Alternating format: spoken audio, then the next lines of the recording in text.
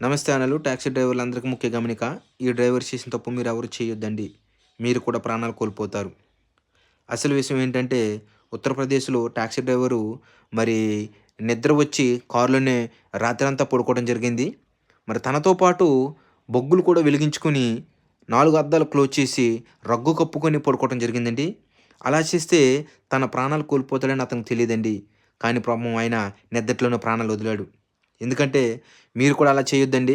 ఎవరికైనా నిద్రొస్తే మరి 4 అద్దాలు ఒక 2 ఇంచులు మరి కిందకి దించి మీరు పడుకుంటే మీకు ప్రాణానికి ఎటువంటి ప్రమాదం ఉండదండి.